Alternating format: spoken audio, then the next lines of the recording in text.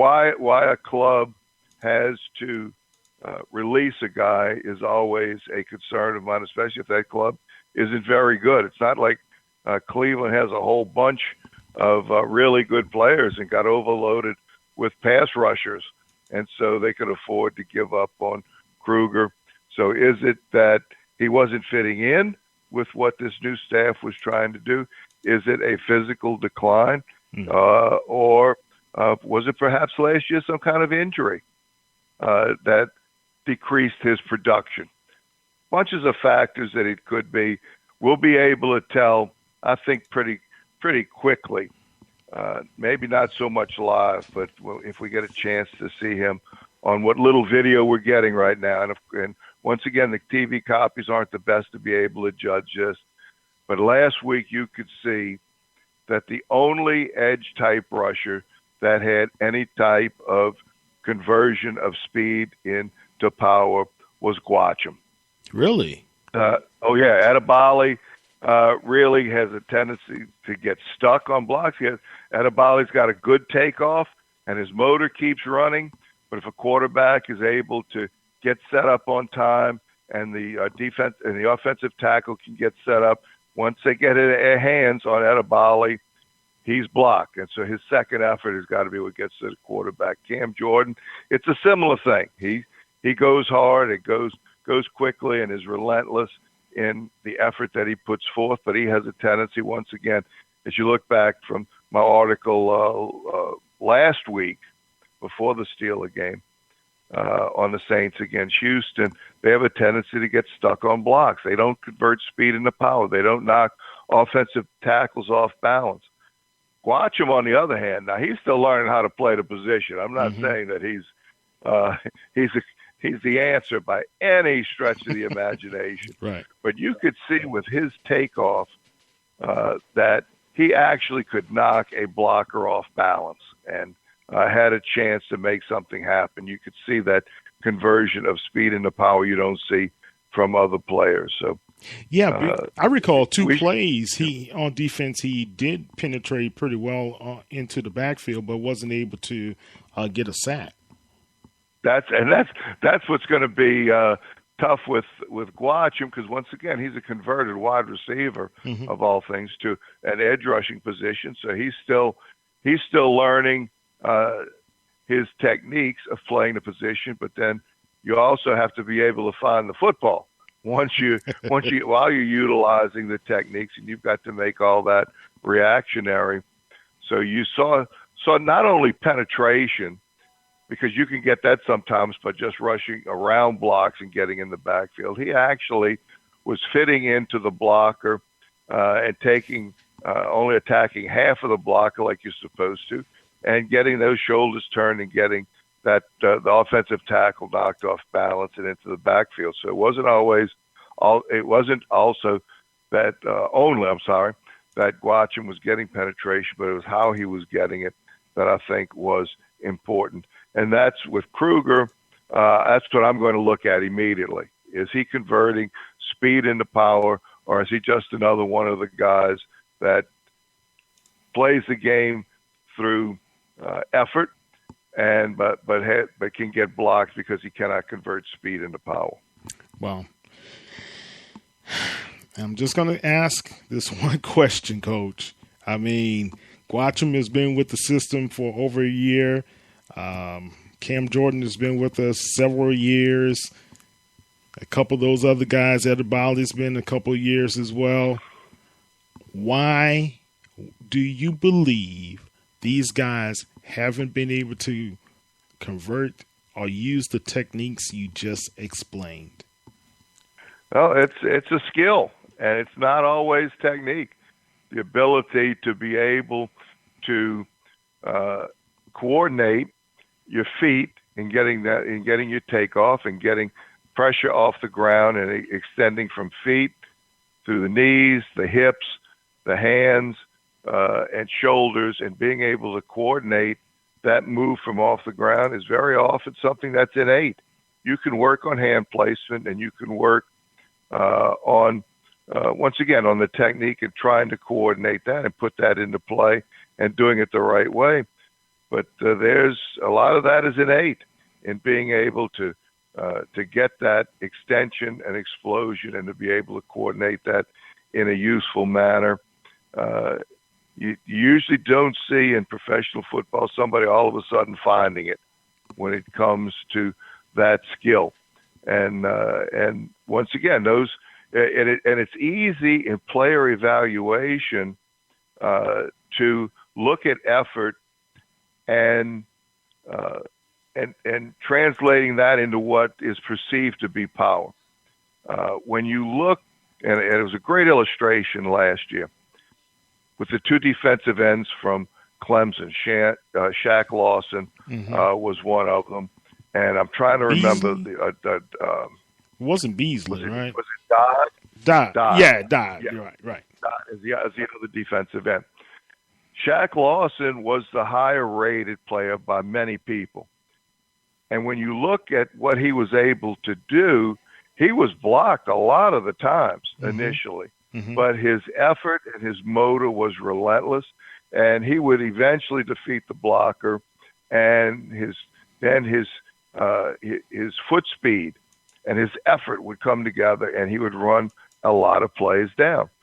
Kevin Dodd, on the other hand, he would knock defensive tackles back into the backfield, and he would use his explosion and his hands, and he would defeat blocks to get to the quarterback. And for whatever reason, I think because it's perhaps more obvious to scouts when you look at the effort of a Shaq Lawson to perhaps overgrade that, when the better player in my mind, and we'll see going forward, it's kind of unfair because Lawson got hurt almost immediately, but in my mind, Kevin Dodd was going to be the better player. I concur.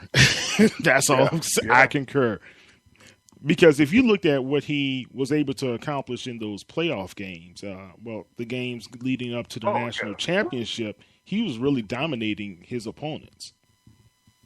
Absolutely. And, gosh, against Alabama, look at the two games that he's playing against. He's playing against NFL offensive linemen, especially when you look at Alabama, and they couldn't block it. No. I mean, it was remarkable. And Alabama could afford to pay attention to him because they knew Lawson was hampered through injury a bit coming into that game. So they had a better matchup with their tackles against Lawson and Dodd. They had a better individual matchup against Lawson so they could afford to do something and try to scheme with Dodd. But he was spectacular. Yeah, looking at the way that he played in the game. And he was somebody that I was hoping that the Saints would have an opportunity to get, even though Sheldon Rankins is certainly an outstanding pick. Yeah, and hopefully he's back sooner rather than later because he's a key to the Saints' internal defense, which, as important as pass rush is, they were so bad against the run last year. Almost a historic level, giving up, I believe, 4.9 yards a carry for the course of the whole season. That's unheard of in today's football. That internal defense has got to, if that doesn't improve this year, then it doesn't matter what the other stuff it can be. Because if a pro team can run against you, everything else just falls into place. Yeah. Speaking of run, we have our woes on rushing as well. But last thing about what you were talking about with the defensive line, the Saints released C.J. Wilson. Also, they waived defensive end Matt Shaughnessy. We thought at least he would be able to come in and provide some activity on the defensive end, and he wasn't able to contribute.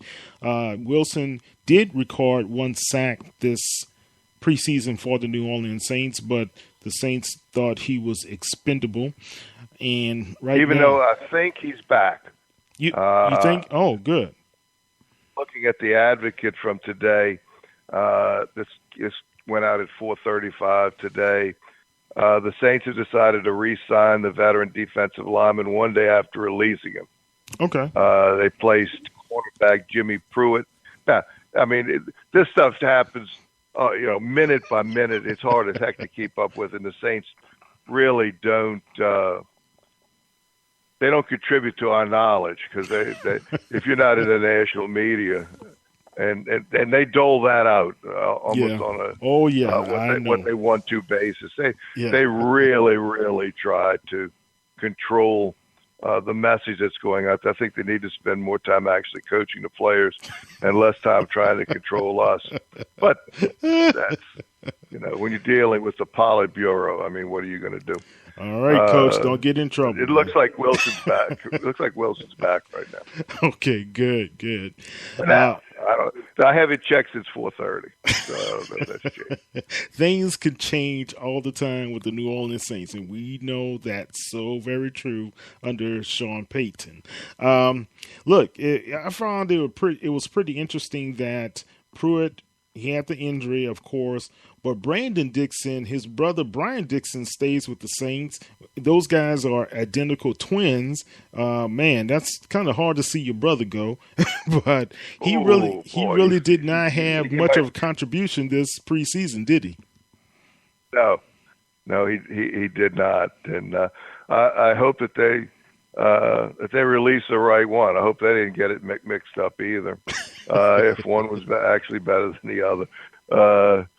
Let's hope through their own identification process they kept the better one of the two.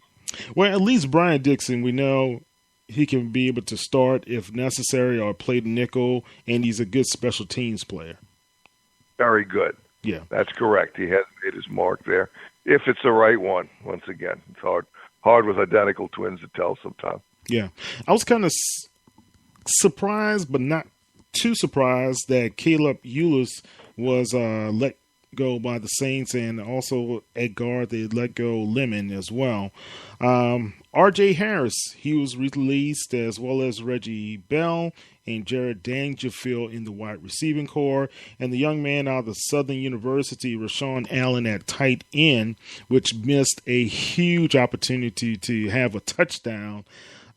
He was released by the New Orleans Saints as well. And we have Huma out of the backfield as fullback. He was released. With John Kuhn, I think he's really captured that fullback spot. It'll be interesting to see if Austin Johnson is able to make some headway this game. And long snapper Chris Highland was released by the team, as well as Avery Young. He was put on reserve non-football injury list, as well as Kakaha. He was put on the reserve physically unable to perform list for the next 6 weeks, which I thought that was pretty interesting.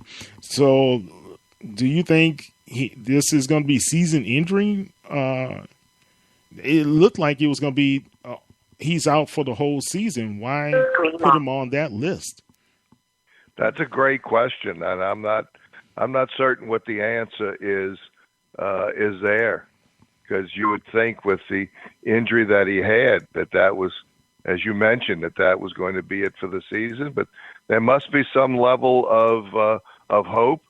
Once again, they don't give a severity of injury. They may have discovered once they went in that there was some hope of getting him back during the course of the season. It's pretty remarkable how they're able to repair things. It may, we don't know if it was a complete reconstruction or whether they were just able to do some fine tuning of it. There's a bunch of grades at that one that could be, but or they're just playing a game. I don't know. I'm not certain what their motivation could be. But the way that they've got it set up for now, and all we can do is judge what they do. Right, and, exactly. And try to put it into perspective. That would indicate that he has a chance of coming back. Yeah, wouldn't that be interesting to see what he's able to do if he's able to heal? Man, well, we really would love to see how he's able to bounce back from the third ACL injury in his lifetime. All right, Professor, how you doing, sir? Welcome to the show. Hey, doing good. Hey, Dad, how's everybody doing?